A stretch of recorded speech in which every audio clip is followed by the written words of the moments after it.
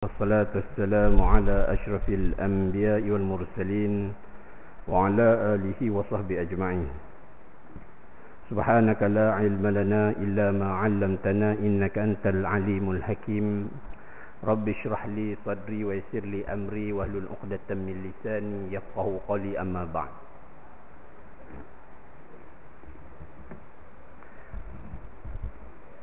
ربنا افتح بيننا وبين قومنا بالحق وأنت خير الفاتحين. أشهد أن لا إله إلا الله وأن محمدا عبده ورسوله. اللهم صل على محمد وعلى آل محمد كما صليت على إبراهيم في العالمين إنك حميد مجيد. أحييكم بتحية الإسلام تحية طيبة ومباركة من عند الله تعالى. سلام عليكم ورحمة الله وبركاته. Tuan Imam, Ahli Jawatan Kawasan Masjid, para alim, para jemaah dirahmati Allah sekalian. InsyaAllah pada malam ni saya bawa sedikit tajuk yang ada kaitan kita pada bulan hari tu. Kita skip sekejap bahagian faraid. Dulu kita dah masuk korban, kita bincang sikit bahagian korban. Cerita pasal Zulhijjah. Sekarang kita dah nak masuk Muharram. Jadi sempena dalam bulan Muharram ni kita tahulah serba sedikit. Nak menyampuk orang sembang pun boleh lah. Tak? Ni sampai tak tahu apa cerita ni. Muharram kita tahu lagu, pembarisan, tengok dalam TV ada tokoh Mal Hijrah, okey, fine. Kan? Kita cerita sikit. Kadang-kadang kita lupa. Baik. Qala Allah Ta'ala fi kitabil karim, Inna iddatash shuhuri 'inda Allah 12 syahran fi kitabillahi yawma khalaqas samawati wal ard minha arba'atul hurum dzalika ad-dinul qayyim fala tazlimu fihinna anfusakum wa qatilul musyrikina kafatan kama yuqatilunakum kafatan wa'lamu anna Allaha ma'al muttaqin. Sesungguhnya bilangan bulan di sisi hukum Allah Ta'ala itu ada 12. Ada 12 bulan yang telah ditetapkan oleh kitabullah semasa ia menciptakan langit dan bumi. Di antaranya terdapat fi arba'ah, ada 4, arba'atu hurum, ada 4 bulan yang dihormati. Bukan kata bulan lain tak hormat, tapi yang ni dikhususkan. Ketetapan demikian itulah agama yang betul dan lurus. Maka jangan kamu menginayai antara satu sama lain, ya, dengan melanggar larangannya, dan perangilah kaum kafir musyrikin seluruhnya sebagaimana mereka memerangi kamu seluruhnya. Dan ketahuilah sesungguhnya Allah bersama orang-orang bertakwa. Kalau tuan-tuan baca ayat ni, tuan-tuan terasa apa? Breaking news, kita duk tengok berita hari ni, ya? Bermula dengan Gaza, lepas tu Houthi, lepas tu Iran. Baca ayat ni, kita dalami. Allah sedang berinteraksi dengan kita. Kurang lebih kita di sini, kita kena sampaikan doa. Kurang lebih. Betul tak? Jangan tak sampai, tak baca langsung doa untuk orang Islam kita di sana. Hentikan pemahaman tentang Syiah tu dulu. Kita tahu. Biarlah di mana pemahaman Syiah itu dilihat daripada satu sudut yang lain. Kita lihat bahawa mereka itu bersyahadah. Begitu je. Ya, sekarang tak ada masa nak bincang sunnah dengan Syi'i. Tak ada masa. Bukan dianya. Kalau kita nak bincang secara akademik boleh, tetapi dunia Islam diancam. Kita kena ingat hak tu dulu. Ya. Dengan tuan-tuan cakap ni ustaz ni Syiah ni, tidaklah. Bukan begitu. Geopolitiknya kita kena faham bahawa darah-darah umat Islam tu begitu sahaja murah dilihat, seolah-olah tak ada apa-apa. Tak ada nilai. Maka Allah Ta'ala sebut dalam ayat ni, fala tazlimu fihinna anfusakum wa qatilul musyrikina kafatan Ya, Allah sebut. Iaitu, maka janganlah kamu menginaya diri kamu sendiri. Maka janganlah kamu menginaya diri kamu dalam bulan-bulan yang dihormati itu. Iaitu dengan melanggarkan larangannya. Dan perangilah kaum kafir musyrikin seluruhnya. Sebagaimana mereka memerangi kamu seluruhnya. Dan Allah sebut, wa'lamu annallaha ma'al muttaqin. Yang ni kita nak kena simpul. Allah Ta'ala simpul ayat ni. Dan ketahuilah sesungguhnya Allah bersama dengan orang yang bertakwa. Di dalam kisah, dalam ayat ini dia menceritakan di dalam bulan Islam itu ada 4 bulan disebutkan arba'at huruf. 4 bulan. Apa 4 bulan tu? Iaitu bulan Zulhijjah, Zulqa'dah, Muharram dan juga bulan Rejab. Maka di dalam perjanjian Islam, bulan-bulan ini tidak berlaku peperangan. Orang Islam tak buat perang. Dan jika ada perang dihentikan. Dan belah pihak orang kafir pun tak perang. Tapi zaman sekarang, hak kafir pun sama. Ya.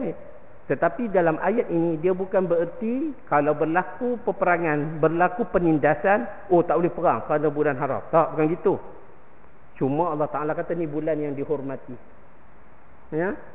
Tapi bila kita dicabuli, tak boleh biar. Kena bertindak. Bulan haram terdiri daripada 4 bulan dalam Islam, iaitu Zulqa'dah, Zulhijjah, Muharram dan Rejab. Disebut dalam hadis. Ayat Quran dia cerita secara umum 4 bulan. Dalam 12 bulan tu ada 4 bulan.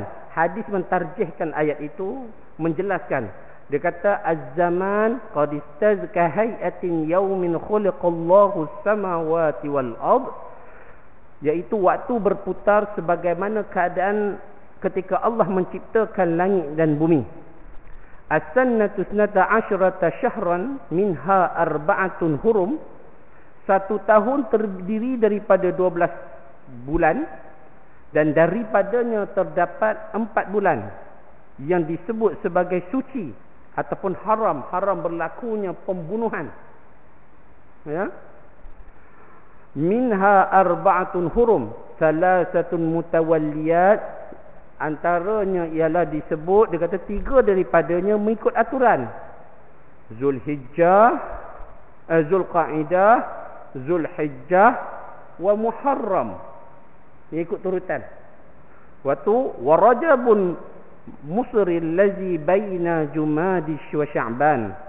Dan Muharram keempat adalah terletak di antara Jamadil Akhir dan juga Sya'ban. Dia duduk tengah tu. Perincian dalam hadis.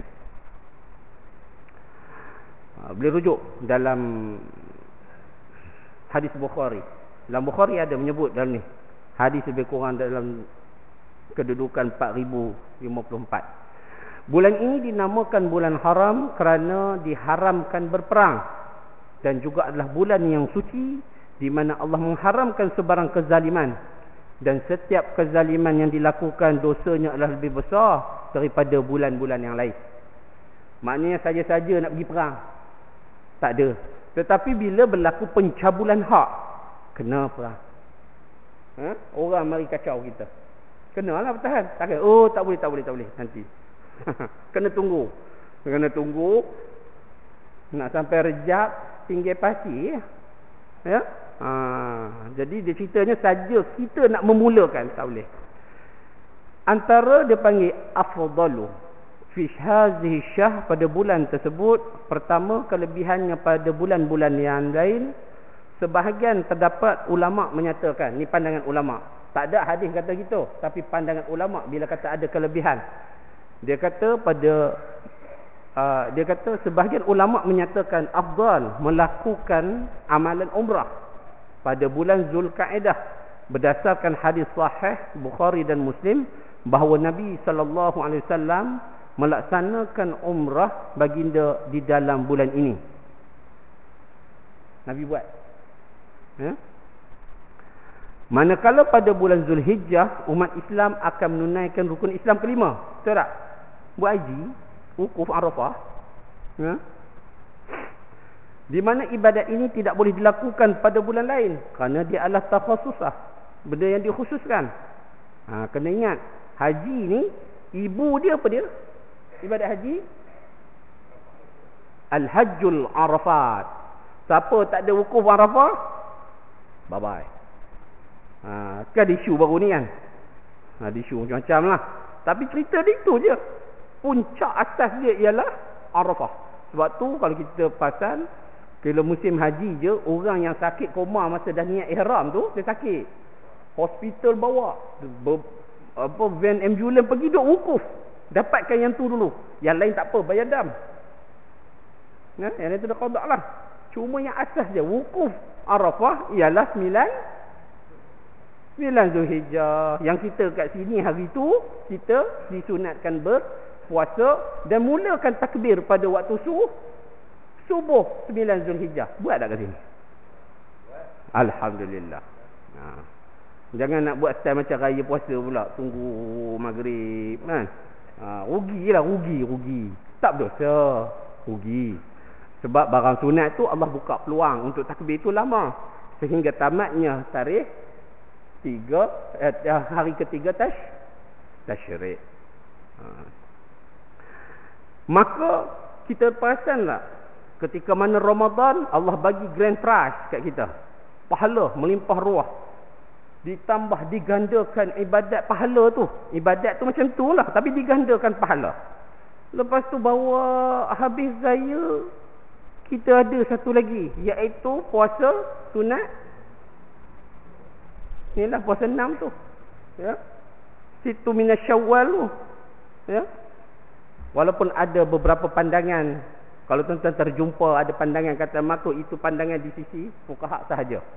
Baik. Lepas habis pada bulan tu, kita pergi bulan Zulhijjah. Kita puasa raya haji pula. Kita lepas habis ni, kita pun pergi dekat nak raya haji 10 Zulhijjah 1 tu, kita beribadat. A'malus soleh. Tak semestinya kita berpuasa. Yang puasa tu banyaknya ialah hadis tunjuk pada 9 wukuf tu, 9 Zulhijjah tu. Namun ada orang nak puasa pada hari pertama, terpulang. Sebab dia tulis kat situ dalam hadis kata a'malus soleh. Mana antara 1 hingga 8 tu tak semestinya dia puasa. Kalau dia nak buat sedekah ke, dia nak baca Quran ke, dia nak berdoa ke, dia nak bertahajud ke, dia nak buat baik, apa sahaja amalus soleh, masa itu digandakan. Ya, bukan semata-mata puasa. Kadang-kadang kita salah faham. Kita ingat, bila satu je semua dah puasa. Ya, yang disunatkan betul-betul berpuasa adalah pada 9 Zulhijjah. Tapi siapa nak puasa pada satu tu pun tak apalah. Termasuklah a'malus soleh. Baik. Pahala banyak tu. Disebut dalam hadis, antara pahala puasa yang besar, yang Nabi kata antara pahala yang besarnya ialah Zulhijjah ni. Puasa apa? Arafah ni. Kerana dia dapat 2 tahun. Pahala puasa tahun sebelum dengan tahun selepas. Manakala puasa pada bulan Zulhijjah, Zulqaidah ni, satu Muharram ni, bulan Muharram pula, ialah Allah berikan kepadanya ialah kelepasan pada 1 tahun pahala. Jadi kita nak tahunya di sini Allah bagikan pahala-pahala tersebut disusun kelebihan-kelebihan berpuasa pada 9 Zulhijjah yang kita kata raya kata wukuf tu tadi, kerana dia terduduk pada bulan haram. Yang seterusnya ialah puasa sunat kepada 10 Muharram, iaitu pada hari Ashura. Baik. Namun begitu, beberapa perbahasan fuqaha berkaitan dengan Ashura ni. Orang kita Ashura bubur lah. Tak? Kita begini. Walaupun jika dinilai dari segi asar bagaimana cerita bubur Ashura ni, tak ada. Dia tak rajih. Tapi tak salah bubur tu. Bubur tak salah. Orang bagi kita bedal. Jangan tak boleh makan ini bid'ah ni, tak ada. Makan je lah bubur. Bukan semata-mata buat bubur. Tuan-tuan nak bagi orang buka puasa ni, tak payahlah buat bubur, buatlah kambing golek. Baru syok sikit dah. Buat apa yuk bubur? Tumpah rasanya. Dengar bubur lemah. Tapi kadang-kadang sebab tu kita nak kena faham. Bila tentang Ashura ni, kita jangan kaitkan dia dengan bubur lah. Sebab tiada nas yang menepati kata betul-betul asar berkaitan dengan kisah yang kata Nabi Nuh alaihi salam, kan ada kisah dia kan, dia cerita setelah selamat daripada banjir yang besar, maka bila dia masak. Ni semua cerita-cerita yang tidak ada asar yang sahih. Maka dia kata orang ni bawa kacang sikit adas, yang ni campur, masaklah makan. Kita pun buatlah, kita pun campur segala macam, segala kacang, segala apa, sedap juga makannya. Tak ada masalah kita nak makan. Cuma kita jangan kaitkan dia dengan 10 Muharram tu. Buat-buat je lah, tak ada apa-apa. Tapi nak best lagi buat kambing golek. Syok sikit orang buka puasa. Ya? Kalau ada isu orang tak boleh buat, berdosa makan ni, tak ada isu dari segi bubur tu. Cuma bagaimana i'tiqad kita. Betul kan i'tiqad kita?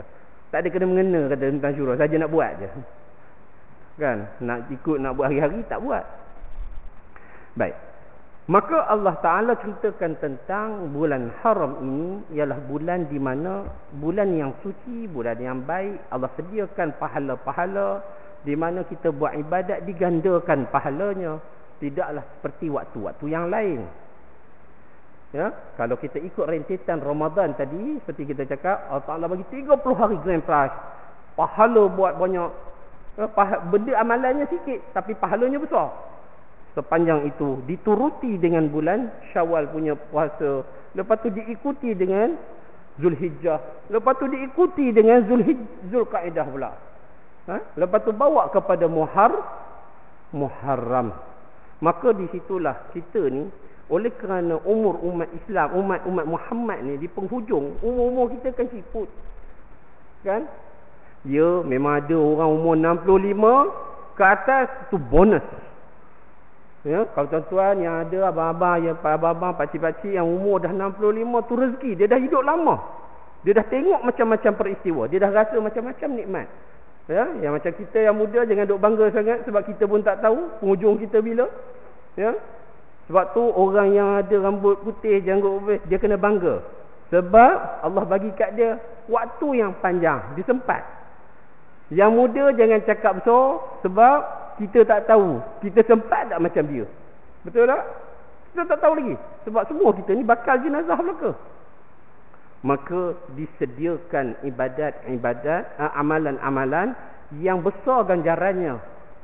Kerana dulu-dulu punya orang punya umur alfasanatin illa khamsina amah. Umur Nabi Nuh tu alfasanatin illa khamsina amah. Apa maksudnya? 950. Orang Arab cakap macam tu. Lagi 50 tahun nak cukup 1000. Alfasanatun. 1000 tahun illa khamsin, kecuali 50. Maknanya berapa? Tu style orang Arab cakap. Contohnya dia tunjuk tengok jam lah. Tengok jam pukul 12. Pukul 11.45. Dia tak cakap pukul 11.45.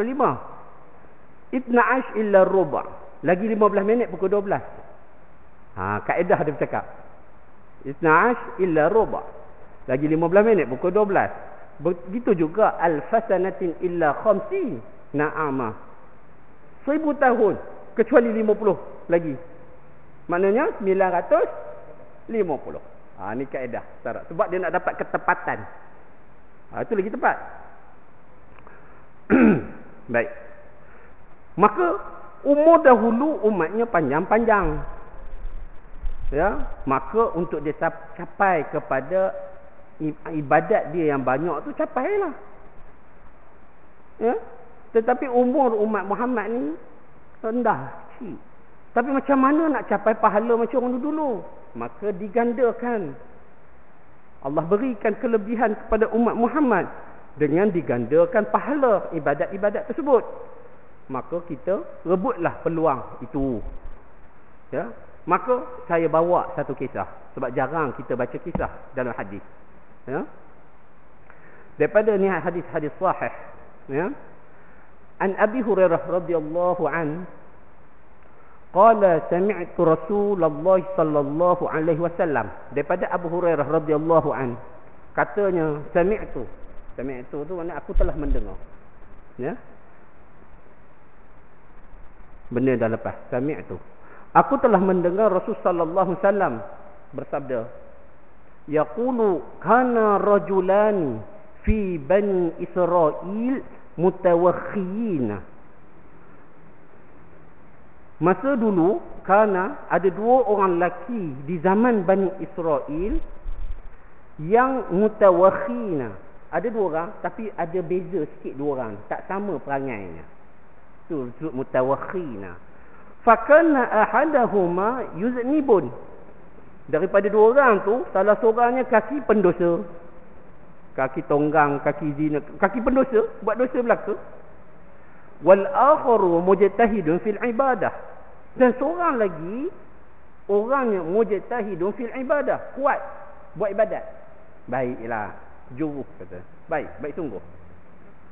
Mutawakhin berbeza, seorang baik, seorang kaki dosa, seorang baik. Seorang kaki masjid, seorang kaki naik kelab. Macam itulah senang nak faham. Fakana la yazalu mujtahidun yaral akhar ala zambun fayaqulu uqsir. Maka yang kuat ibadat ni, dia kata dekat kaki buat dosa tu, cukuplah jadi jahat, cukuplah buat dosa, jangan buat dah, berhentilah. Ya, fawajadahu yawman ala zambun faqala lahu uqsir. Maka dia dapati orang yang buat baik tu cakap pada yang buat dosa tu, kau jangan buat dah lah, tolonglah berhenti. Si buat dosa tu, kaki dosa tu dia cakap, faqala khullini wa rabbi Abu Isa alayya raqiban. Dia kata, kau sibuk buat apa? Kan? Biarlah aku dengan Tuhan aku. Ini aku dengan Tuhan lah. Kau sibuk buat apa? Kan? Kau dah mari nak ceramah tazkirah aku, kau sibuk-sibuk pasal kau faham. Macam tu lah. Nak bagi faham.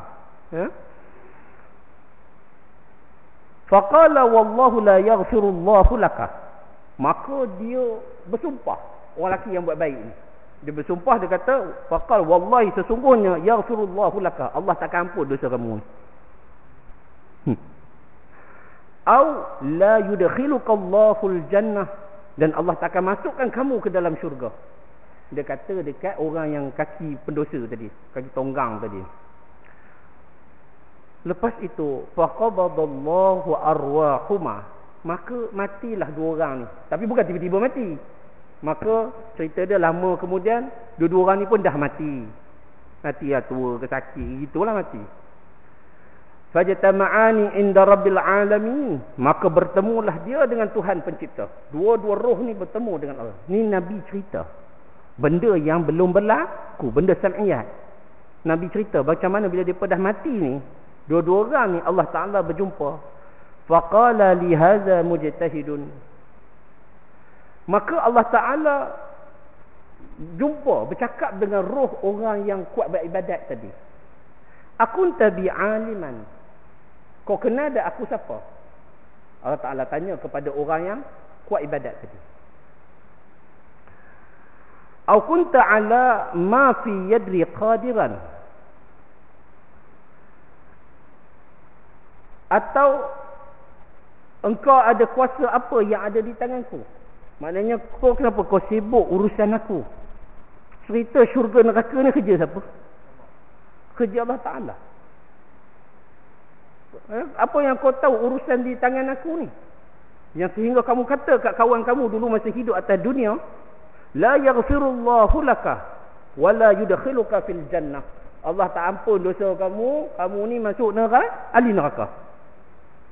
Maka Allah Ta'ala tanya balik, kau kenal tak aku siapa? Allah Ta'ala fikir, kau nak ambil tugas aku ke? Kau tahu tak apa kerja aku? Apa kuasa yang aku ada? Kau sibuk macam tu. Allah Ta'ala petikai orang yang buat baik tadi tu. Qala lil muzammil izhab fadkhulil jannah wa bi rahmati. Maka Allah perintah malaikat, ambil roh orang yang pendosa tadi, fadkhulul jannah wa bi rahmati. Masukkanlah dia ke dalam syurga dengan rahmat aku. Malaikat ambil bawa masuk. Wa qala al-akhar, yang kedua tadi, orang yang kuat, izhabu ilal ilan nar. Ni yang buat kuat ibadat ni, bawa masuk dalam neraka. Pelik ni. Kerana jadi gitu tu. Qala Abu Hurairah radhiyallahu anhu, wallazi nafsi biyadihi, demi zat jiwa di genggamanku, litakallama bi kalimatin aw baqat dunyahu wa akhiratuhu. Demi Tuhan, jiwa berada di tanganku, sesungguhnya hanya mengucapkan satu perkataan, namun membinasakan dunia dan akhirat. Maknanya begini, ketika mana kita berada dalam bulan-bulan yang baik, kita dianjurkan oleh Allah Ta'ala untuk buat benda baik tanpa meletakkan benda di dalam hati orang itu sebagai penanda aras. Maksudnya, kita ni Allah Ta'ala tak tahu apa dalam hati orang tu. Kita, Allah Ta'ala tahu apa yang dalam hati orang tu. Kita ni tak tahu, betul tak? Kita nampak luaran sahaja. Jangan kita cuba mendefinisikan orang tu. Kau rasa dia ni ahli neraka ni, tengok muka pun tahu. Ya, muka pun kau tengok muka dia, cap botol ni. Kawan tu kaki tonggang. Kita dah letak dia sebagai ahli neraka, sedangkan keputusan dia belum lagi. Kerana semua itu berada di ruang litup kudrat Allah Subhanahu Wa Taala. Sifat Tuhan fa'alul lima yurid. Allah tak suruh kita bahas dalam hati orang. Jangan kita kata, oh orang ni kaki neraka, oh dia ni jahat ni. Kita baca apa yang di dalam hati orang, kita tak tahu.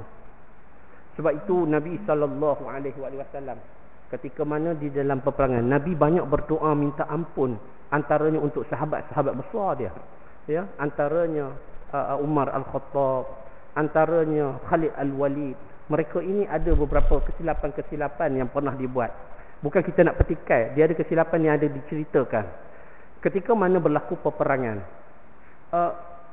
musuh-musuh ni bila dia nak kantoi, bahasa kantoi boleh pakai, nak kalah lah, mula lawan. Masa tu bahasa tengah kuat, tapi tentera dah habis dah semua. Dia rasa ini tak boleh makan ni, kalah ni. Dia pun bukan uluk, dia terus mengucap asyhadu an la ilaha illallah wa anna muhammadar rasulullah. Khalid dia tetak piang. Begitu juga Umar. Maka cerita ni sampai kepada Nabi, bawa kepada Nabi. Bila bawa pada Nabi, Nabi kata, betul tak kamu buat benda ni? Betul? Kenapa kamu buat? Sedangkan dia dah mengucap kalimatan syahadatain.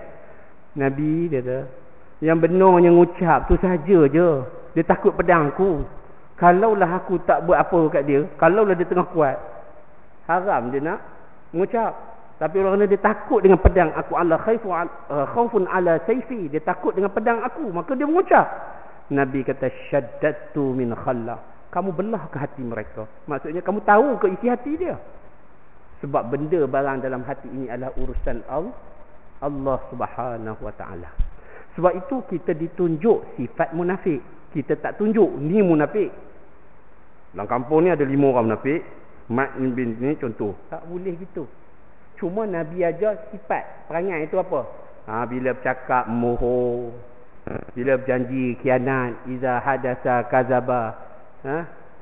Begitu. Jadi cerita dalam hati manusia ni bukan urusan kita, luaran sahaja.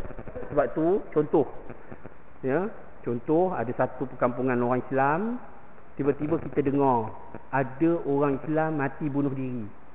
Dia jerut tekuk dia, ataupun dia terjun jambatan, mati. Dan orang nampak ada rekod, tengok dia pergi kat tepi jalan, dia parking motor dia, kereta dia pergi, kan ada kan? Kita banyak tengok orang-orang kerang ni, dia pergi jambatan Pulau Pinang tu pun ada, dia berhenti parking, Orang setuju. Kita tak boleh hukumkan dia kafir. Oh ni, nampak gayanya mati bunuh diri. Lempar je lah Sungai Perak. Tak payahlah diuruskan secara Islam. Tak boleh. Kita tak tahu. Kita kena ambil keputusan umum. Uruskan dia sebagaimana orang Islam. Lepas tu dia dah masuk ke dalam, dia jawablah di sisi Allah Ta'ala. Begitu. Ya? Itu cara dia. Dia dengan Allah Ta'ala. Barang dalam hati ni. Jangan kita patternkan. Kita buat yang zahir sahaja. Yang kita nampak. Sebab bainaka wa bainallahu, ketika itu bila dia masuk je ke dalam bumi, dikebumikan, dia jawablah di hadapan Allah. Kita tak tahu kisah sebenar dia bunuh diri itu sebab apa. Masa tu dia hilang akal ke? Kita sudah hilang akal, mana tahu. Ataupun dia dipaksa. Ataupun dia nampak ketika tu pandangan dia lain. Ya, begitu. Kita tak tahu. Wallahu taala a'lam. Maka kita uruskan sebagaimana orang Islam. Kerana dia ada berlaku peristiwa sejarah di zaman Nabi. Seorang pemuda yang mana menikamkan diri dia dengan busa panah. Mati. Dia tikam, tak perang pun. Dia bunuh. Maka banyak yang kata dia dah mati kafir sebab bunuh diri. Tapi Nabi tak salat. Sahabat lain Nabi benarkan untuk mereka salat jenazah. Sebab kita tak tahu dalam hati dia apa.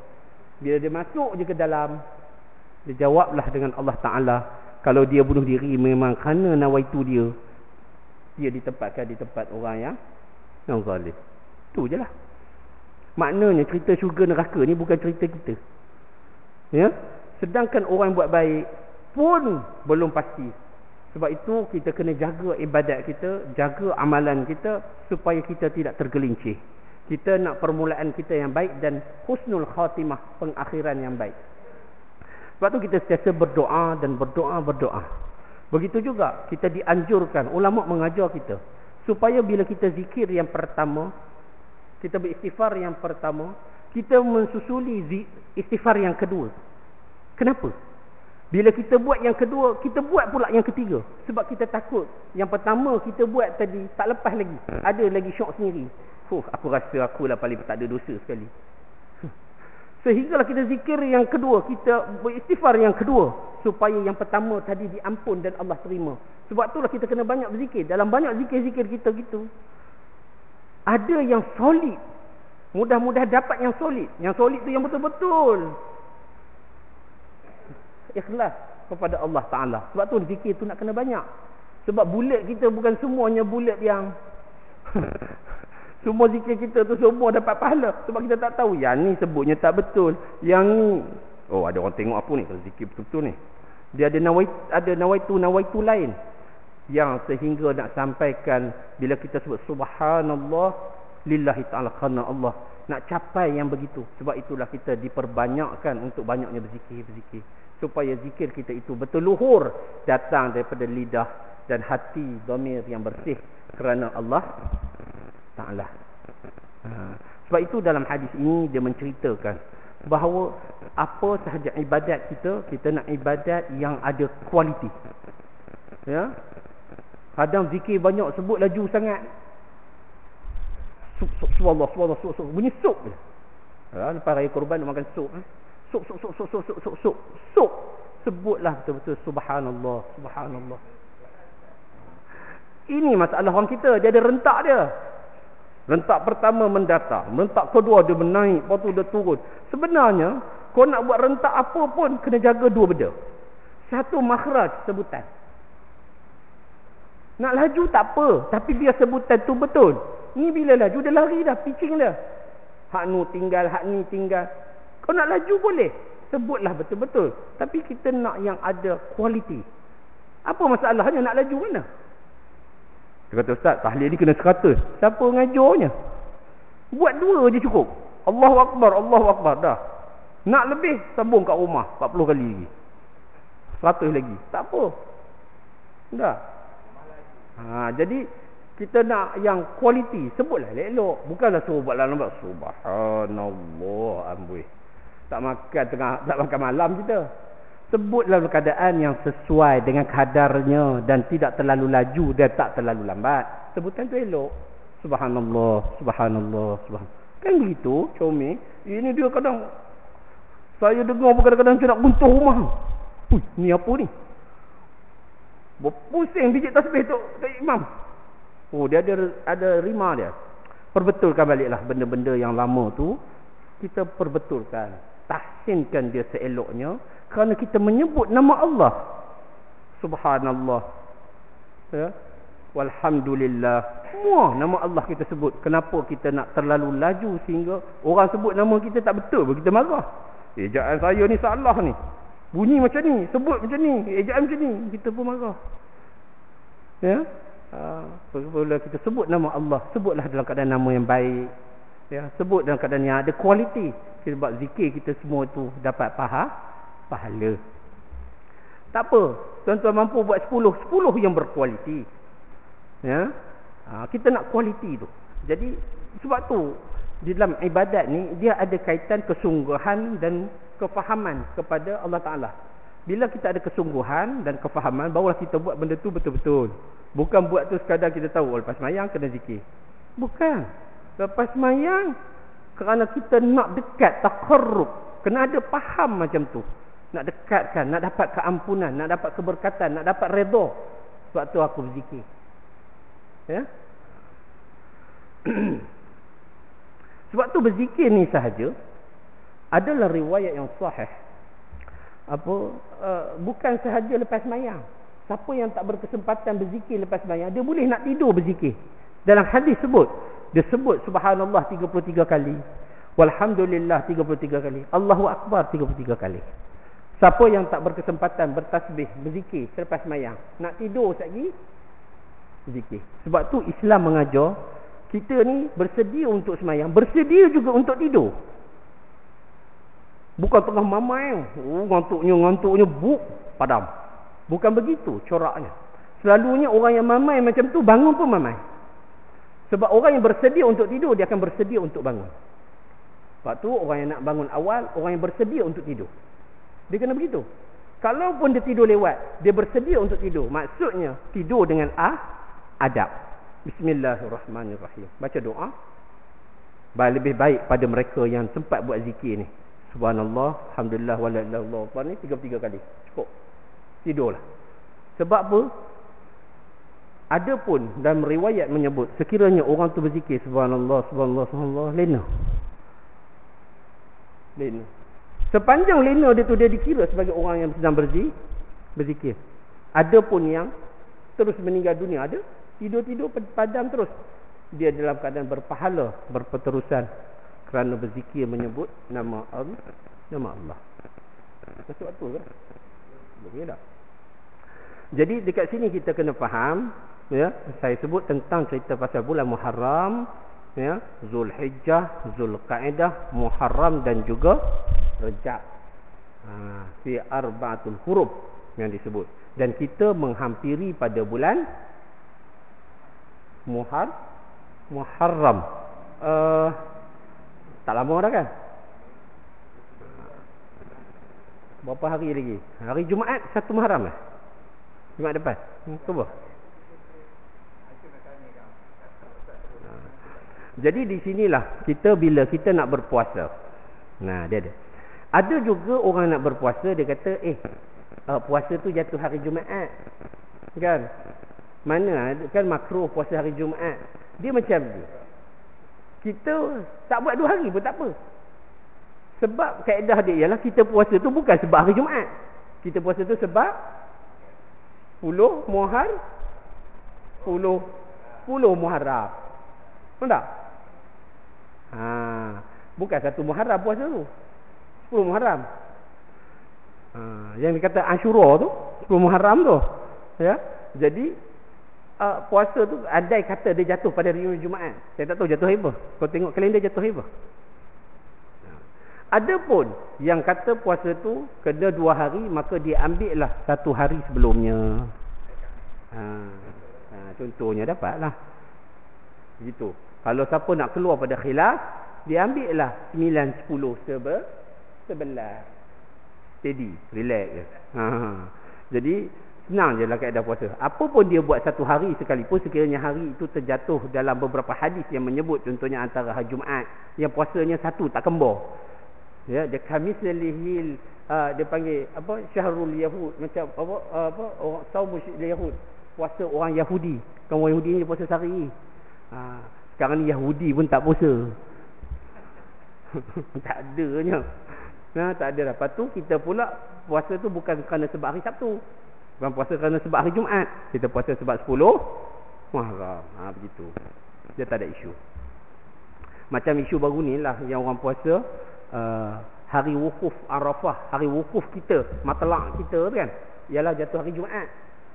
Kan? Kita raya hari Sabtu. Jadi dia kata puasa tu 9 tu jatuh Jumaat tu macam mana kalau orang yang tak puasa hari Khamis? Dia puasa Jumaat, adakah sebab puasa hari Jumaat? Tak, dia puasa sebab 9 Zulhijjah. Dan 9 Zulhijjah berkebetulan jatuh pada hari Jumaat. Pun boleh, tak salah. Yang ruginya tak puasa. Tu je.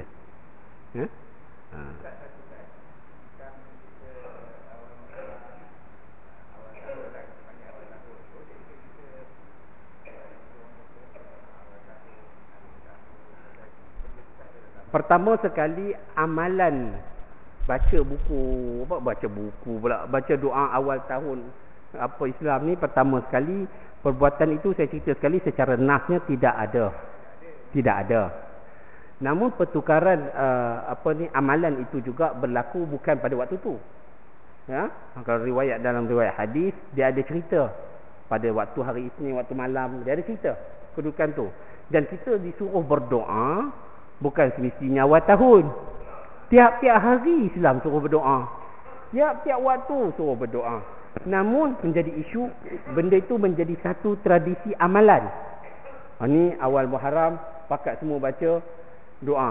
Kita boleh taklifkan dia sebagai bacaan doa tidak menjadi kesalahan. Cuma amalan tu kalau ianya diniatkan semata-mata menjadi amalan satu Muharram, yang tu tak betul. Ya.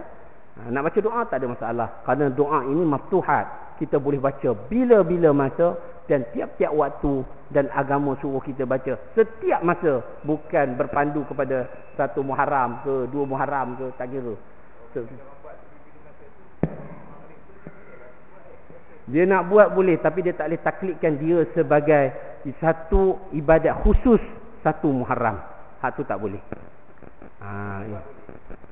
Jadi sebab saya kata dah tadi, doa ni hari-hari setiap saat disebut oleh hadis ad-du'a lil ibadatik. Doa ni adalah ibadat. Kalau bangun tengah malam tak larat nak solat, kat tangan. Termasuk di dalam qiyam mulai. Tapi janganlah terus tengah malam kadang tutup tidur balik. Ni tak larat, ceritanya tak larat langsung nak bangun solat, uzur, kita sakit kaki apa semua pening. Baca doa. Termasuk pada orang yang qiyam.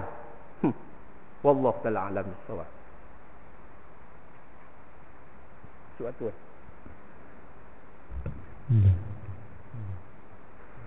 Allahu akbar,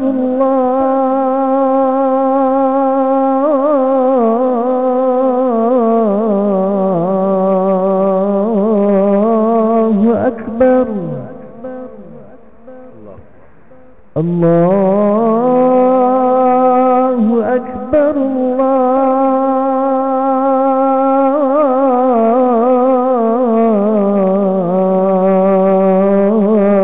Allahu akbar.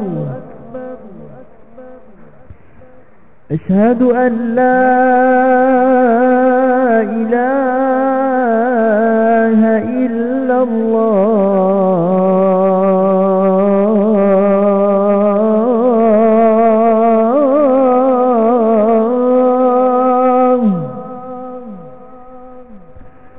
أشهد أن لا إله إلا الله.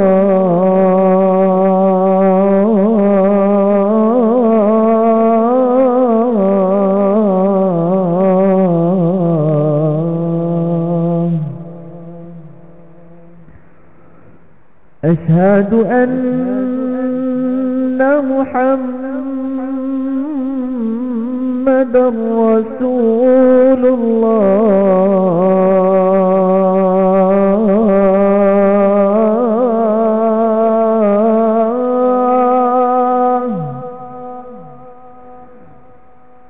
أشهد أن محمد رسول الله.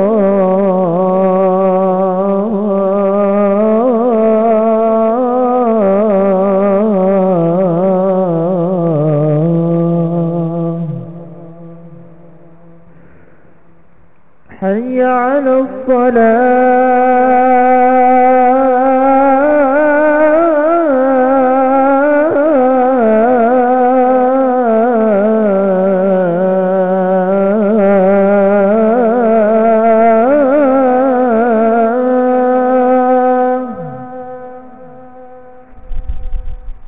حي على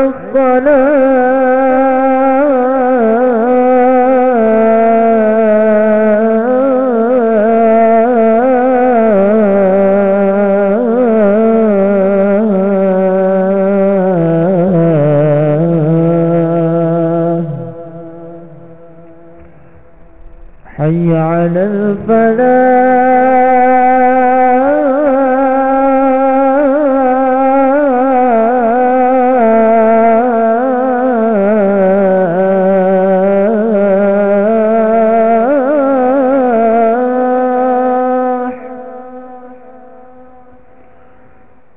حي على الفلاح.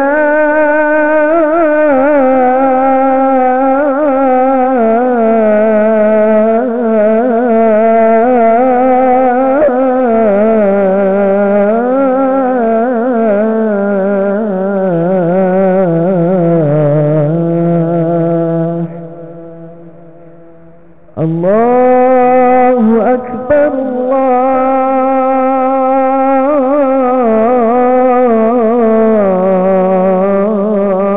الله أكبر. لا إله إلا الله.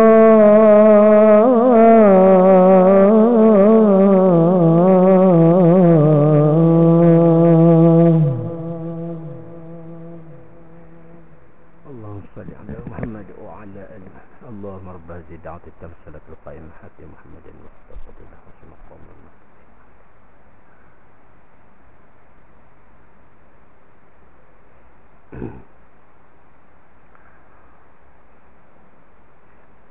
yang terakhirnya, sambung sikit. Yang terakhirnya dalam hadis sahih daripada Abu Hurairah radhiyallahu an, Nabi menyebut, innal abda liyatakallamu bi kalimatin minar ridwanillah la yulqi laha balan yarfa'uhu Allahu biha darajat. Sesungguhnya orang yang mengucapkan satu kata-kata yang diredai oleh Allah, ia tidak akan menyangka bila ucapan itu menyebabkan Allah mengangkatnya sehingga beberapa darjat. Wa innal abdu liyatakallamu bi kalimatin min sakhatillah la yulqiya laha balan yahwi biha fi jahannam. Dan sesungguhnya seorang yang mengucapkan satu kata-kata yang dimurkai oleh Allah, ia tidak menyangka bila ucapan itu menyebabkannya dia dilemparkan ke dalam neraka jahannam. Maknanya jagalah perkataan kita. Kadang-kadang dengan sedikit kesilapan kita, amalan kita itu terhapus. Dan terakhir, apabila orang memuji kita, memuji, kau ni bagus, kau ni sekian-sekian, untuk menjaga hati kita supaya tak ada rasa syok sendiri, bawa kepada perasaan rasa ujub, riak, ya, maka kita sebut haza min fadli rabbi, ni semua daripada Tuhan aku. Kau ni pandai lah nampak belajar, haza min fadli rabbi, semuanya datang daripada Tuhan aku. Begitu cara kita menjaga adab supaya amalan kita terjaga dan menjadi orang yang bersyukur. Wallahu taala a'lam bis-shawab. A'udzu billahi minasyaitonir alim minasyaitonir rajim. Bismillahirrahmanirrahim. Allahumma arhamna bil Qur'an waj'alhu lil imama wa nuran wa hudan wa rahmah. Allahumma zakirna minhu ma nusina, Allahumma zakirna minhu ma jahilna, warzuqna tilawatahu ana al-lail wa atrafan nahar waj'alna hujjatan ya rabbal alamin. رضينا بالله ربا بالإسلام دينا وبمحمد نبيا ورسولا ربنا زدنا علما وارزقنا فهما وعملا صالحا متقبلا وصلى الله على محمد وعلى آله وصحبه وبارك وسلم والحمد لله رب العالمين ومن أصابك من حسنة فمن الله ومن أصابك من سيئة فمن نفسه. السلام عليكم.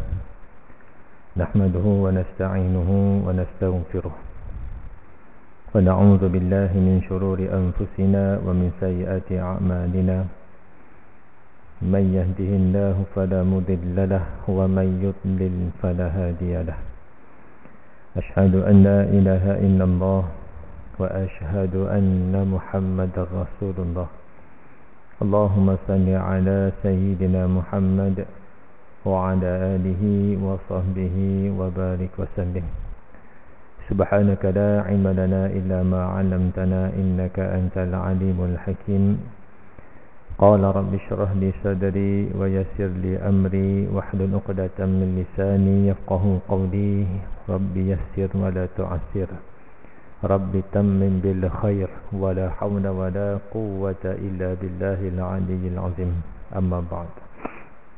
Tuan Imam, Tuan-Tuan Bilal, Tuan Kuasa Masjid, hadirin tuan-tuan guru yang bersama, muslimin, muslimat yang dimuliakan lagi dikasihi Allah sekalian. Alhamdulillah, pertama dan selama kita rafahkan kesyukuran kita kepada Allah Subhanahu wa taala kerana kita masih lagi diberikan kesempatan oleh Allah Subhanahu wa taala untuk menjalankan segala perkara-perkara di atas muka bumi Allah Subhanahu wa taala dengan menggunakan nikmat-Nya yang Allah kurniakan kepada kita. Juga syukur kita kepada Allah kerana saat ini Allah tempatkan kita di tempat yang mulia rumah Allah. Mudah-mudahan duduknya kita di masjid ini mengundang redha dan juga rahmat daripada Allah Subhanahu wa taala. Marilah sama-sama kita mulakan pengajian kita pada malam ini. Dengan yang pertama sekali kita betulkan niat.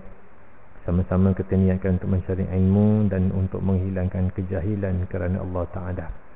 Kedua, kita akan beristighfar, mohon keampunan kepada Allah.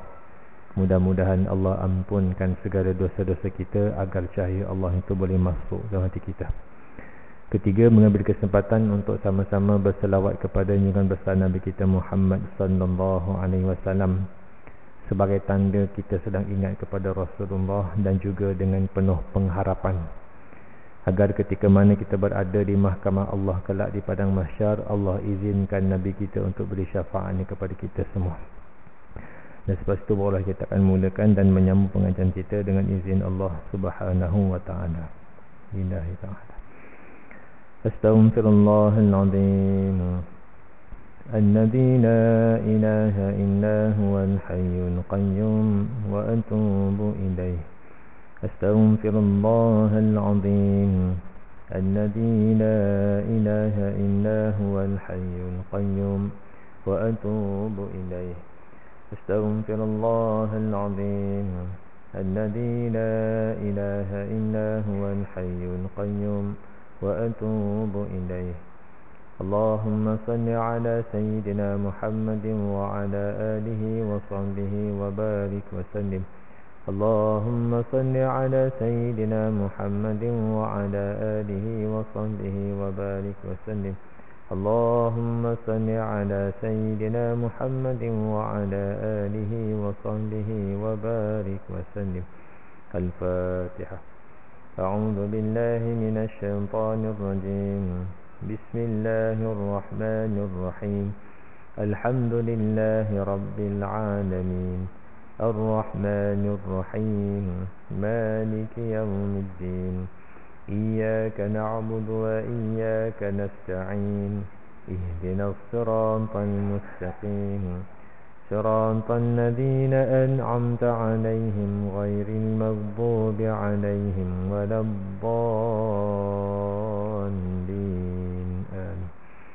بسم الله الرحمن الرحيم. نوينا تعلم وتعليم وتذكر وتذكير والنفع والانتفاع والإفادة والاستفادة والحث على التمسك بكتاب الله وسنة رسوله والدعاء إلى الهدى والدلالة على الخير ابتغاء وجه الله مرضاته وقربه وثوابه سبحانه وتعالى ونفعنا بعلومه في الدارين آمين يا رب العالمين.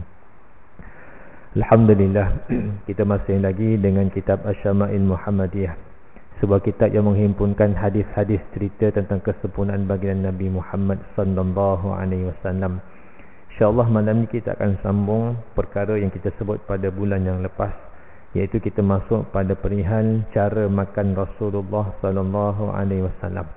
Di antara hadis yang kita telah jumpa pertemuan yang lalu, iaitu ketika mana makan Nabi menyeru kepada kita untuk menjilat jari-jari kita ini selepas makan sebelum basuh tangan.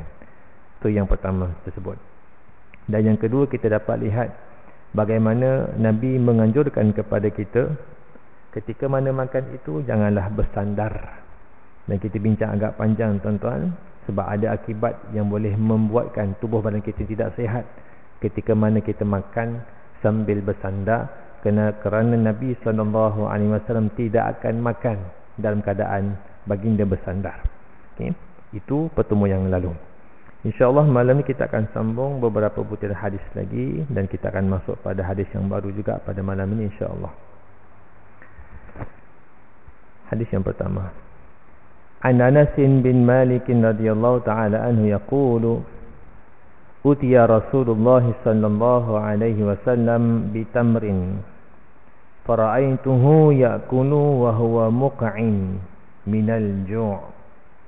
Maksudnya diriwayatkan daripada Anas bin Malik radhiyallahu taala anhu. Sekali lagi kita jumpa hadis yang diriwayatkan daripada Anas bin Malik. Secara ringkas, Anas bin Malik ini adalah khandam kepada Rasulullah yang berkhidmat bersama dengan Nabi, berkhidmat di bawah, kita panggil pimpinan ataupun dipantau oleh Nabi sallallahu alaihi wasallam. Beliau menceritakan kepada kita Rasulullah sallallahu alaihi wasallam dibawa kepada buah tamar. Satu hari pernah dibawa kepada Nabi buah tamar. Maka aku melihat, aku iaitu Anas bin Malik radhiyallahu taala anhu, aku melihat baginda Nabi sallallahu alaihi wasallam makan sambil duduk secara al-iqa' kerana lapar. Baik. Tafsiran hadis ini kita dengar satu keadaan duduk yang Nabi lakukan ketika mana makan. Namanya duduk al-iqa'. Duduk al-iqa' ni macam mana? Kita pernah bincangkan sebelum ini, iaitu cara-cara duduk Nabi sallallahu alaihi wasallam. Mudah cerita, cara duduk al-iqa' ni kalau disebutkan dalam kitab ini, duduk di atas pangkal peha dalam keadaan ingin segera bangun. Okey, maksudnya nak selesaikan perkara segera. Peha, kaki kita di belakang tu, macam duduk kita lah. Dalam solat tu ada sebahagian duduk begitu. Tu duduk al-iqa'. Antaranya disebut oleh para sahabat Nabi ketika makan buah kurma, Nabi duduk dengan demikian. Okey. Kerana apa? Ingin segera bangun. Okay. Bukan duduk menetap di atas lantai, iaitu dalam keadaan bersila ataupun mengiring ataupun sebagainya, tapi duduk pangkal peha yang demikian. Okay. Itu hadisnya. Hadirin tuan-tuan yang dimuliakan oleh Allah SWT sekalian, kita detailkan. Abdullah bin Bis radhiyallahu taala anhu pernah menceritakan, pernah satu ketika dihadiahkan kepada Nabi Muhammad sallallahu alaihi wasallam seekor kambing. Lalu baginda makan sambil duduk dengan menongkat di atas dua lututnya. Menongkat di atas dua lututnya. Hidangkan kambing, duduk menongkat di atas dua lututnya. Lalu datang seorang Arabi, iaitu orang pedalaman. Orang yang kita panggil adabnya agak kurang, ilmunya masih kurang, datang tengok Nabi duduk cara apa ni. Lalu menegur Nabi SAW. Dia tanya, duduk apakah ini? Lantas Nabi SAW pun menjawab, Innallaha ja'alani 'abdan karima wa lam yaj'alni jabbaran 'anida. Kata Nabi SAW, sesungguhnya Allah jadikan aku ni seorang hamba yang mulia, bukan seorang yang besar diri, iaitu sombong dan juga keras kepala. Duduk cara itu tadi itu membuatkan kita ni tidak akan ada sifat sombong. Duduk dalam keadaan seorang hamba yang biasa, tuan-tuan. Kerana itu kalau kita duduk bersama-sama rakan-rakan dalam keadaan kita makan, ni khusus untuk dalam makan tempat di bawah lah, bukan atas kerusi. Kalau kerusi tu tempat kita tu, kadang-kadang kita duduk atas kerusi tu dari satu perasaan yang lain. Ini dihidangkan makanan di bawah saja. Ketika itu duduk Nabi macam itu. Ditanya kenapa? Rupa-rupanya itulah cara duduk seorang hamba yang bila mana orang lain nampak orang tu beberapa orang biasa. Itu kita nak tuan-tuan. Menurut riwayat yang lain, Ibn Battal pernah menyebutkan Nabi melakukan seperti itu, yakni duduk yang kita ceritakan tadi itu. Kenapa Nabi duduk macam itu? Kata Ibn Battal, itu adalah sebagai tanda tawaduknya Nabi SAW. Duduk macam tu, duduk yang tawaduk. Hadis yang lain, utiya Rasulullah SAW bitamrin faja'ala yaqsimuhu wa huwa muhtafiz ya'kulu minhu akalan zari'an wa fi riwayatin Zuhair akalan hasisan. Katanya Rasulullah SAW pernah diberikan kepadanya buah tamar. Lalu baginda mengagih-agihkannya sambil duduk seperti orang yang tergesa-gesa. Duduk tergesa-gesa ni maksud duduk yang bukan nak duduk lama. Kita ni kalau makan kebiasaannya lah kadang-kadang duduk bersila. Duduk bersila tu bukti kita nak makan lama. Okay, bukti kita nak makan lama. Tapi kalau kita duduk dalam keadaan yang macam kita sebut tadi tu, itu antara tandanya agak tergesa-gesa nak cepat bangun. Maksudnya nak habiskan dalam keadaan yang agak cepat. Baginda sallallahu alaihi wasallam makan sedikit daripadanya dengan pantas, yakni tanpa berlambat-lambat. Dalam riwayat Zuhair, makan dengan cepat tapi bukan makan gopoh. Dengan cepat ni bukan maksudnya gopoh. Kan kita pernah dengar Nabi kalau mengunyah makanan banyak kali, sampai makanan tu lumat barulah ditelan masuk dalam mulut. Okay. Itu tanda makan dalam keadaan yang bukan lambat tuan-tuan, tapi penuh berhati-hati. Dan maksud berhati-hati kat sini bukan sampai tahap sengaja melewat-lewatkan makan. Okay, melambat-lambatkan hidangan dari sekian, tapi melambat-lambatkan makan. Macam ni disebutkan sebagai melambat-lambatkan makan, melewat-lewatkan makan dengan sengaja. Minta maaf tuan-tuan, di antaranya adalah dengan kita bersembang-sembang. Bersembang-sembang tak boleh ke Ustaz tak makan? Dia bukan satu kesalahan, tapi dengan asbab bersembang itulah menjadikan kita ni sengaja melambat-lambatkan makanan. Kadang-kadang orang tanya, Ustaz, makan ni kena dinikmati, makan ni perlu rasa feel Ustaz, baru dia masuk dalam tubuh badan kita tu baru semangat nak makan. Ya, itu tidak dapat dinafikan, tetapi agak bercanggah dengan kaedah yang pernah diamalkan oleh Nabi kita Muhammad sallallahu alaihi wasallam. Bukan tak boleh makan nak sembang-sembang, tapi tengok masa dan tengok keadaan. Sebagai contoh, kalaulah masa itu dah nak masuknya waktu solat, dah nak masuknya program-program yang dijanjikan, okey, masuk 2.30 sebagai contoh, pukul 3, ketika itu tidak lagi boleh tuan-tuan untuk kita sengaja melewat-lewatkan, sehinggalah program ataupun solat yang sepatutnya dikerjakan pada waktunya terpaksa dilewatkan sebab kita tuan-tuan. Tu yang cuba diajarkan oleh baginda Nabi sallallahu alaihi wasallam kepada kita. Hadirin sekalian, itu dalam bab cara makan Nabi sallallahu alaihi wasallam. Kita masuk seterusnya pada malam ini, iaitu bab yang ke-25 di bawah tajuk ciri-ciri roti Rasulullah sallallahu alaihi wasallam. Jarang kita dengar tuan-tuan satu bab khusus tentang roti yang Nabi makan. Jarang kita dengar.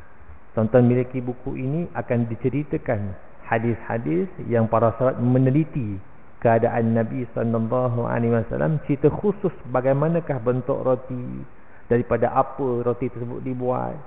Inilah kitabnya tuan-tuan. Sehingga kan kalau kita baca ni, kita akan sebut, ya Allah, macam tu ke kehidupan Nabi sallallahu alaihi wasallam? Kita akan bayangkan, ya Allah, sampai tahap gitu akan keluar kalimah-kalimah itu. Nak sebut inilah pengalaman Nabi dan para sahabat, sehinggalah pada hari ini yang kita tak bertentang muka pun dengan Nabi. Kita tak sempat pun berdampingan dengan Rasulullah sallallahu alaihi wasallam. Mujur ada kitab ini nak menggambarkan kehidupan Nabi kita, macam itulah tuan-tuan. Hadis yang pertama dalam bab roti ini. an Aisyah radhiyallahu ta'ala anha annaha qalat ma syabi'a alu Muhammadin sallallahu alaihi wasallam min khubzis sya'ir yaumaini mutatabi'aini hatta qubida Rasulullah sallallahu alaihi wasallam. Maksudnya diriwayatkan daripada Aisyah radhiyallahu taala anha. Sudah pasti Aisyah ini adalah isteri Nabi sallallahu alaihi wasallam. Hidup bersama-sama dengan Nabi sallallahu alaihi wasallam. Dia tahu apa yang Nabi kita makan. Dia tahu bagaimana kedudukan Nabi. Dia tahu bagaimana keadaan hidup Nabi sallallahu alaihi wasallam. Disebut kepada kita. Beliau menceritakan tidak pernah, istilahnya ma syabi'ah, tidak pernah ahli keluarga Muhammad sallallahu alaihi wasallam merasai kenyang daripada roti tepung bali yang mereka makan 2 hari berturut-turut. Tuan-tuan, Aisyah cerita kepada kita ni, tidak pernah ahli keluarga Nabi rasa kenyang, yang sangat-sangat kenyang dengan roti yang mereka makan ni 2 hari berturut-turut. Sehinggalah saat Rasulullah sallallahu alaihi wasallam wafat. Aisyah cerita kepada kita. Bila dengar hadis ini, ulama menafsirkan hadis ini nak menggambarkan kepada kita, wahai umat Nabi Muhammad sallallahu alaihi wasallam sekalian, inilah kehidupan Nabi yang disebutkan dalam bahasanya dhaif keluarga Nabi sallallahu alaihi wasallam. Disebut dhaif. Dhaif di sini bukan nak menggambarkan sesuatu sifat yang merendahkan martabat Nabi sallallahu alaihi wasallam, tidak, tuan-tuan.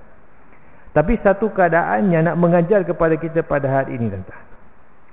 Iaitu keluarga Nabi, termasuklah Nabi sallallahu alaihi wasallam pada zaman itu, tidak pernah merasa kenyang pada setiap hari. Aisyah cerita 2 hari berturut-turut kita makan, hari-hari kenyang. Alhamdulillah, tuan-tuan.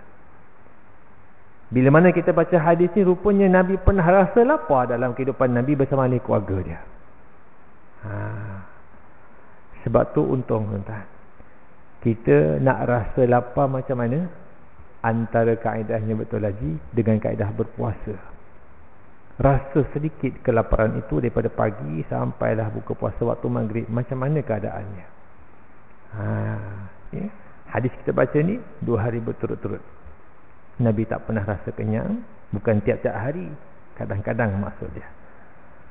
Tuan-tuan, dalam hadis yang kita baca yang pertama ini, pengajaran yang pertama kita dapat tahu kehidupan Nabi SAW agak sukar, ada sukar, tuan-tuan, susah.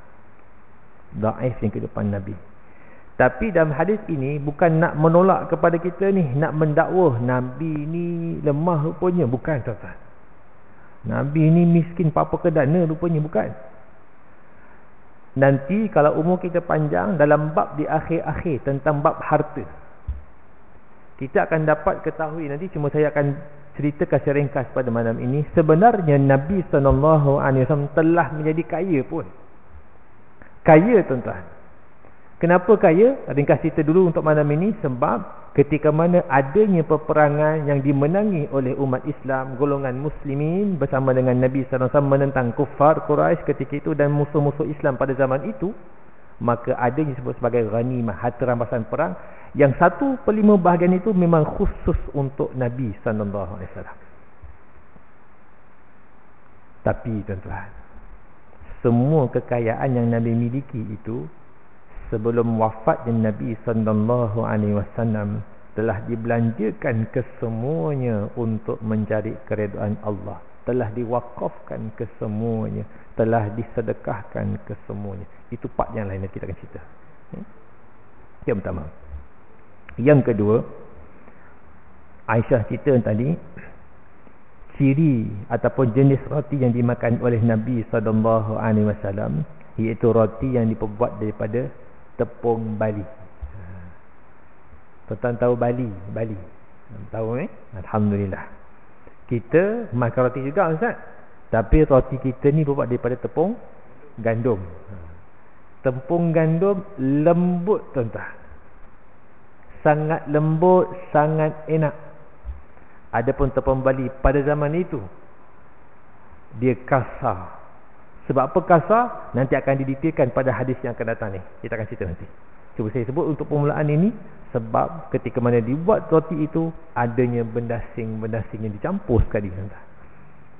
Itulah makanan ruji asasi Nabi sallallahu alaihi wasallam dan keluarganya. Roti tepung Bali. Baik. Hadis yang seterusnya.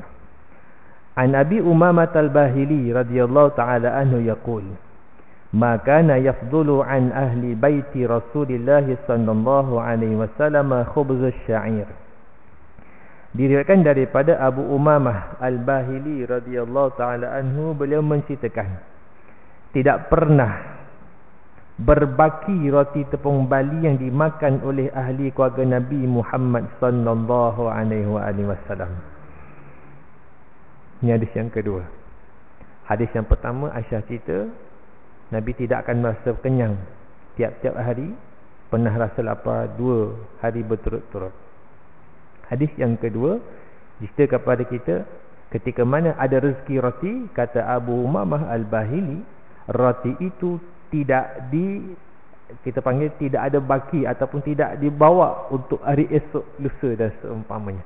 Rezeki pada hari itu, hari itulah Nabi makan. Dia tidak ada baki. Beza dengan kita. Kita kena akui. Beza kita tak ya. Kita kalau ada makanan, alhamdulillah dia akan ada untuk esok. Preparationnya akan datang. Sebab rumah kita ni ada peti ais kan, ada freezer, simpan belaka makanan kita. Kalau pembeli roti, kita sebut okey, roti ni untuk 3 hari akan datang. Kita dah buat perancangan preparation itu. Okay. Tak bagus ke Ustaz? Baguslah preparation kita tu. Cuma kita nak tengok kenapa Nabi sallallahu alaihi wasallam demikian. Rupa-rupanya tuan-tuan, kata ulama mensyarahkan hadis saya baca, hadis ini nak cerita kepada kita makanan yang dinikmati oleh Nabi Muhammad sallallahu alaihi wasallam setakat mencukupi sahaja dan tidak ada lebihan. Kenapa? Sebab ada hubung kait dengan doa yang pernah Nabi minta kepada Allah Subhanahu wa taala. Nabi mohon kepada Allah apa dia? Allahumma ja'al rizqa ali Muhammadin quta.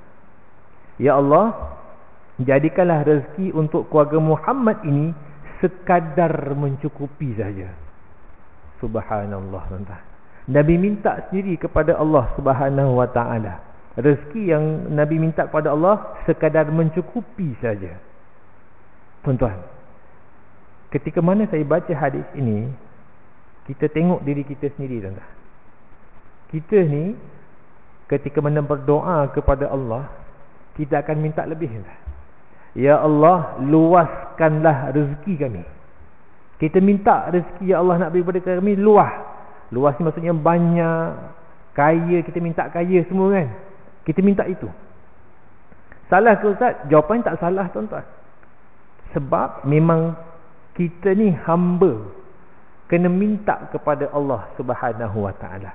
Cumanya malam ini kebetulan kita baca, kita nak jadikan ia sebagai satu sandaran bahawasanya ini khususiah untuk Nabi Muhammad sallallahu alaihi wasallam. Khusus. Special punya untuk Nabi. Dalam bahasa mudahnya, sifat tawakal Nabi sallallahu alaihi wasallam yang sangat tinggi kepada Allah Subhanahu wa taala. Nabi yakin, confirm rezeki hari ini, inilah. Esok Allah akan bagi rezeki yang lain. Itu Nabi sallallahu alaihi wasallam. Sebab tu ketika mana berdoa, Nabi minta dengan demikian, tuan-tuan. Okey, minta dengan demikian. Ibnu Battal dalam hadis ini sebut kepada kita menjadi dalil kelebihan al-kaffaf, yakni memperoleh rezeki sekadar mencukupi sahaja, tidak lebih dan tidak kurang, mengambil dunia sekadar keperluan sahaja. Ni nak tunjuk sifat zuhud Nabi sallallahu alaihi wasallam dalam dunia ni. Keinginan Nabi sekadar mencukupi je, kerana yang Nabi inginkan lebih itu adalah nikmat di akhirat dan melebihkan apa yang kekal di sana nanti, tuan-tuan. Yang ni hadis yang cuba nak ajar kepada kita. Kerana itu dalam kesempatan kita hidup di atas muka bumi Allah Subhanahu wa taala ini, saya sebut tadi di awal, tidak menjadi satu kesalahan pun kita nak minta sebanyak mana pun kepada Allah Subhanahu wa taala. Mintalah tuan-tuan, sebab kita ni hamba, kita bersandarkan kepada Khalik pencipta kita, iaitu Allah Subhanahu wa taala. Rezeki yang luas, rezeki lebih, silakan. Cuma ini nak jadi pengajaran, ketika mana kita minta rezeki itu, jangan kita fokuskan hanya untuk dunia. Saya ulang, jangan fokuskan rezeki yang kita minta itu hanya untuk dunia. Minta luas rezeki, tetapi membawa kepada kita bekalan kita di hari akhirat. Bekalan kita di hari akhirat. Sebab contoh rezeki apa? Rezeki nikmat umur yang Allah berikan kepada kita ni kan, umur yang panjang, kita inginkan demikian, iaitu dipenuhi dengan amal ibadah kita kepada Allah Subhanahu wa taala. Satu, rezeki. Dan juga kita kena minta juga kepada Allah rezeki bagaimana Allah mudahkan berkat hidup kita ni untuk kita beribadah. Allah jemput kita, Allah panggil kita, Allah ringankan jiwa kita ni untuk cenderung kepada kebaikan.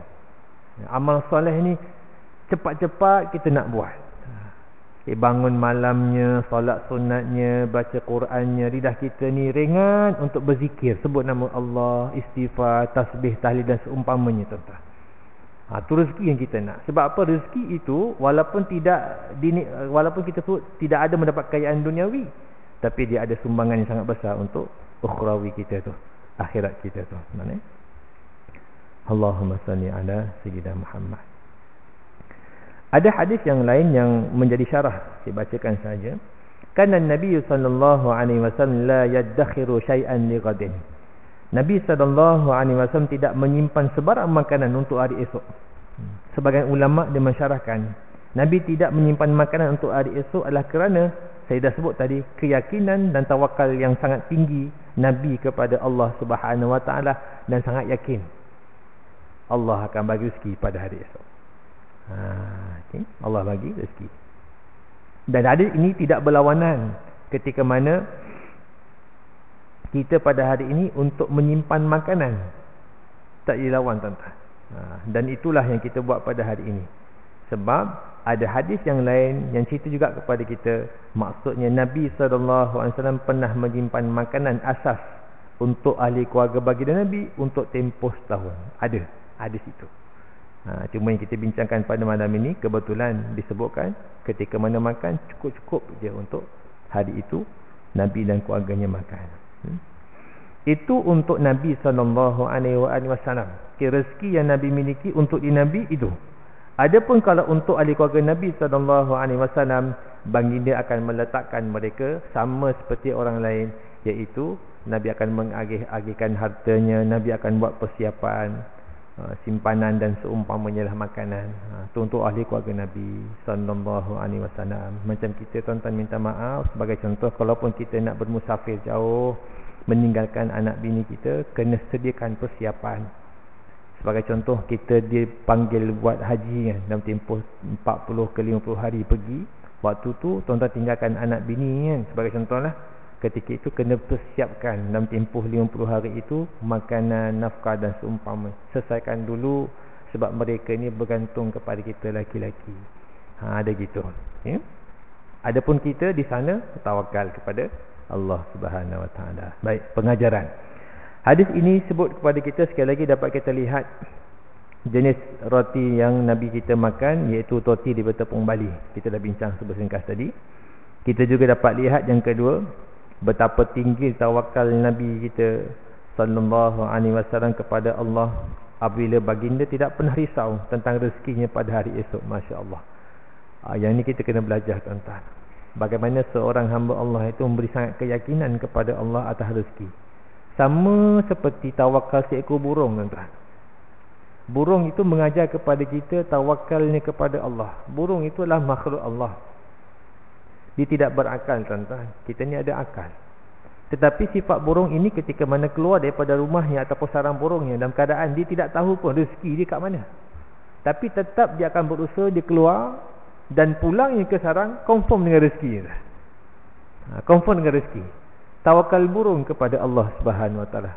Tuan-tuan nanti balik malam tak nampak burung, esok lah. Kalau sarang tuan tengok burung tu berterbangan kan, pergi cari makanan. Ada anak, dia akan cari, dapat, dia balik tuan-tuan. Dan tak pernah kita jumpa tuan-tuan, dalam sifat tawakal burung ni, Allah tak bagi rezeki kepada dia. Nak cerita, Allah Subhanahu Wa Ta'ala ni maha kasih, maha sayang. Dia akan beri kepada hambanya rezeki. Allah akan bagi kepada hambanya rezeki. Nabi SAW bukanlah seorang yang malas berusaha mencari rezeki. Namun disebutkan dalam kitab ini, pengajaran ulama sebut, disebab Rasul itu adalah seorang pemimpin, ketua negara pada zaman itu, ketua umat pada waktu itu, tidak mengizinkan baginda untuk bekerja sendiri dan keluarganya. Akan tetapi baginda bekerja sepenuhnya untuk agama dan untuk umat Islam pada waktu itu tuan-tuan. Li'ila'i kalimatillah, meninggikan kalimah Allah, memberikan penerangan, memberikan kita panggil kejernihan tentang syariat Allah pada zaman itu. Setiap tempat bagi orang faham tentang Islam yang sempurna. Kalaupun musuh tak suka pada ketika itu, ingin berperang, baik Nabi berperang bersama mereka tuan-tuan. Dengan sebab apa? Li'ila'i kalimatillah, meninggikan kalimah Allah Subhanahu Wa Ta'ala. Sebab tu kata ulama ni, rezeki yang dipohon daripada Allah Subhanahu Wa Ta'ala, rezeki yang Nabi mohon tu kepada Allah, itu pun bagi dia tidak minta dikurangkan banyak, tapi cukup sekadar apa yang ada. Ya Allah, kalau kita baca ni tuan-tuan, memang jauhlah kita dengan Nabi kita Muhammad sallallahu alaihi wasallam, memang jauh. Itu tawakal Nabi sallallahu alaihi wasallam, seorang pemimpin, ketua negara pada ketika itu, yang barangkali mungkin tidak digajikan sama macam kita lah pada hari. Pada hari ini seorang ketua digajikanlah, dia tak perlu bimbang, tak perlu fikir tentang kerja lain. Dia fikir hanya untuk menguruskan negara, menguruskan bagaimana ekonomi, menguruskan kehidupan masyarakat, sebab telah digajikan. Sepatut fikir macam tu tuan-tuan, kalau nak diibaratkan dengan Nabi SAW ni pada zaman itu. Yang ketiga, kita juga dapat melihat tingginya sifat qanaah Nabi SAW. Apabila baginda meminta daripada Allah makanan sekadar mencukupi sahaja untuk diri Nabi SAW, dan baginda tidak meminta kekayaan atau lebihan daripada Allah Subhanahu Wa Ta'ala. Allahumma salli ala Sayyidina Muhammad. Saya diri Nabi. Baik, kalau ikutkan kat sini, ketika saya sebut tadi, Nabi SAW minta kepada Allah kecukupan untuk Nabi. Adapun untuk ahli keluarga Nabi, pernah diriwayat bahawasanya Nabi telah menyimpan makanan asasi untuk keluarga ahli baginda Nabi dalam tempoh setahun. Dia simpan untuk keluarga Nabi. Itu saya bagi contoh tadi. Contoh kalau kita pergi buat tunaikan ibadah haji, kita kena buat persiapan untuk anak bini yang kita tinggalkan itu. Baik, hadis yang seterusnya. Ani Ibn Abbas radhiyallahu ta'ala anhuma qala, kana Rasulullah sallallahu alaihi wasallam yabitu layaliyal mutatabi'ata tawiyan huwa wa ahluhu la yajidun 'asha'an wa kana aktsaruhu khubzihim khubz asy-sya'ir. Maksudnya diriwayatkan daripada Ibnu Abbas radhiyallahu taala anhuma. Abbas ni bapa saudara Nabi sallallahu alaihi wasallam, Ibnu Abbas ni anak saudara Nabi sallallahu alaihi wasallam. Ringkasan cerita, Abbas ni pernah memusuhi Nabi sallallahu alaihi wasallam. Ketika mana berlakunya Fathul Mekah, waktu tu masuk Islam dan menjadi pendukung kepada Rasulullah sallallahu alaihi wasallam. Ada anak Ibnu Abbas, anaknya pun menjadi orang yang soleh, orang yang alim tuan-tuan. Tuan-tuan kalau buat umrah ataupun haji, biasanya umrah lah, kita akan dibawa ataupun kita request nak pergi ke bumi Taif. Di Taif itu ada satu tempat Masjid Ibnu Abbas, tuan-tuan, kalau saya pergilah ke Masjid Ibnu Abbas. Di sana kalau saya bawa jemaah, saya akan cerita, sebab ada doa yang Nabi doa kepada Ibnu Abbas khusus. Ini untuk tuan-tuan yang ada miliki anak-anak kecil ataupun cucu ataupun siapa-siapa je tuan-tuan jumpa kanak-kanak yang dia rajin pergi masjid, tuan-tuan jangan kedekut doa ni, bacakan kepada budak tadi tu. Apa doanya? Mudah. Ketika mana kita nak tahnikkan anak kita kepada orang saleh itu antara dia akan baca doa itu. Apa doanya? Allahumma faqihhu fid din wa 'allimhu ta'wil. Ringkas je. Ya Allah, jadikanlah anak ini anak yang faqih. Faqih ini faham ilmu fiqh, fuqaha lah, orang alim. Kita minta doa tu. Okay, wa 'allimhu ta'wil. Jadikan dia ni mahir juga, alim dalam bidang tafsir Quran. Ni dua ilmu yang besar, tuan-tuan. Okay, berkat doa Nabi, jadilah Ibn Abbas ni orang hebat. Baik. Beliau menceritakan Rasulullah sallallahu alaihi wasallam, Ibn Abbas sebut Nabi pernah tidur beberapa malam berturut-turut dengan perut kosong.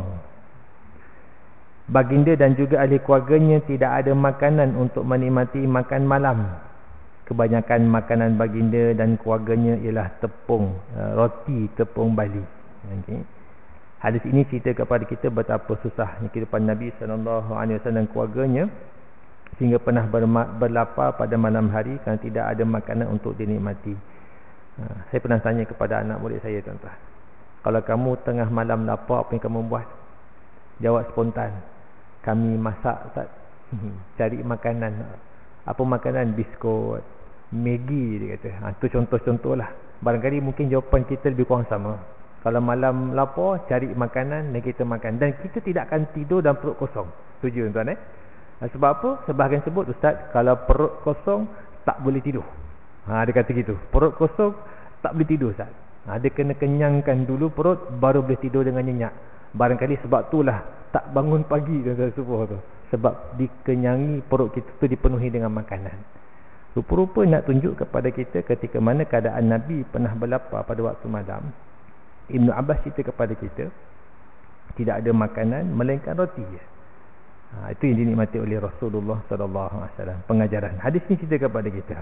Dapat kita lihat satu lagi sikap dan gaya hidup Rasulullah SAW, iaitu bersedikit dalam perkara keduniaan dan sanggup bersabar menghadapi kelaparan.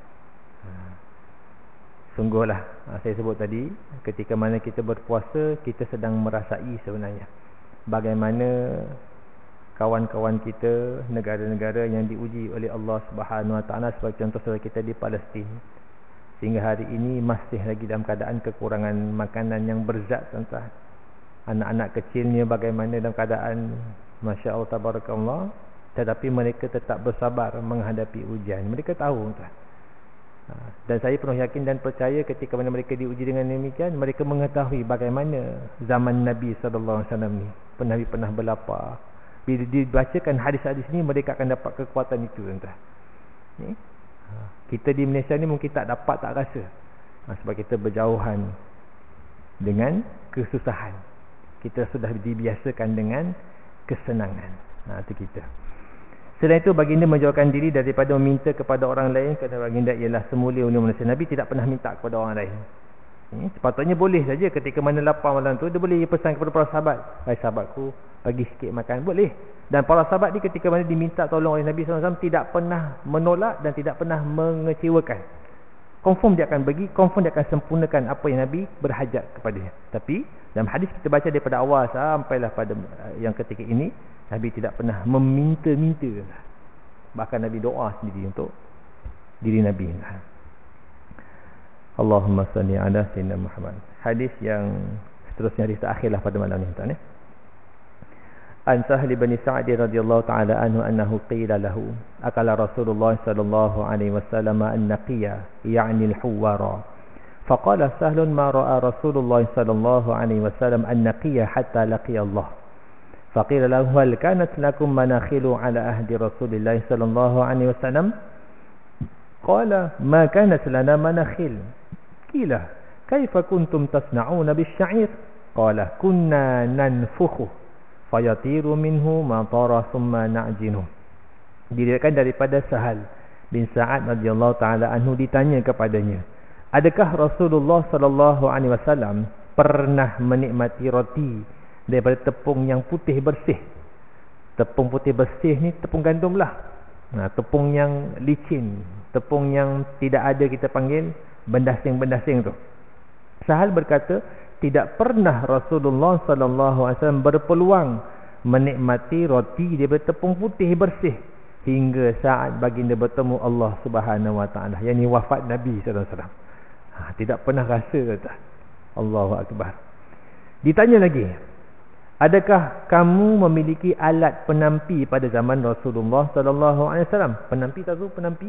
Orang dulu tahulah. Orang zaman sekarang mungkin apa benda ustaz penampi tu, ada tahulah. Kita macam penapis okey, penapis.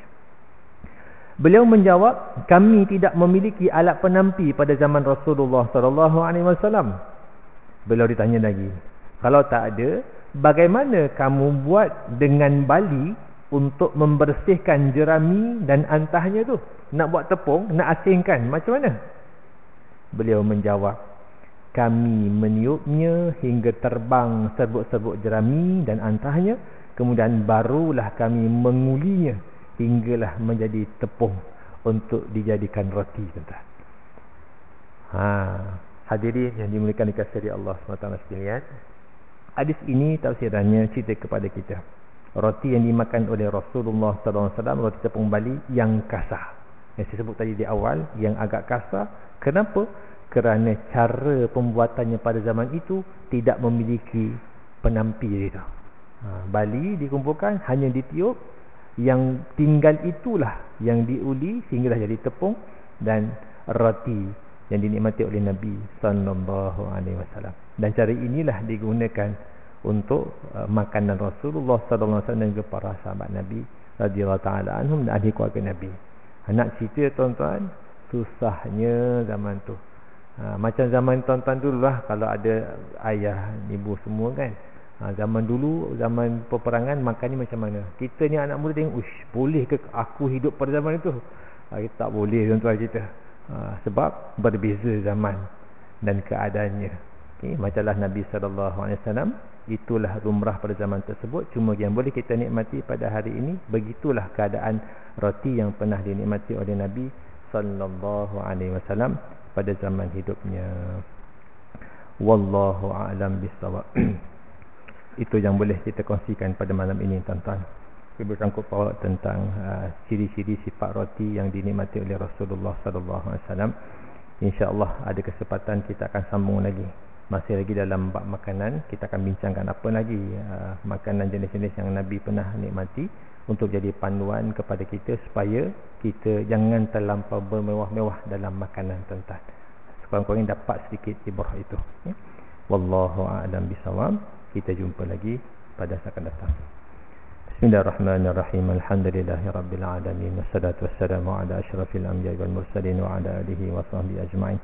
Allahumma faqihna fid din wa 'allimna ta'wil ihdinas siratal mustaqim, siratal ladzina an'amta 'alaihim minan nabiyyin was-siddiqin wasyuhada'i was-salihin wa hasuna ulaika rafiqa. Allahumma arham jam'ana hadza jam'an marhuma wa tafarruqana min ba'dihi tafarruqan ma'suma. ربنا آتنا في الدنيا حسنة وفي الآخرة حسنة وقنا عذاب النار. صلى الله على سيدنا محمد وعلى آله وصحبه وسلم والحمد لله رب العالمين. سبحانك اللهم وبحمدك أشهد أن لا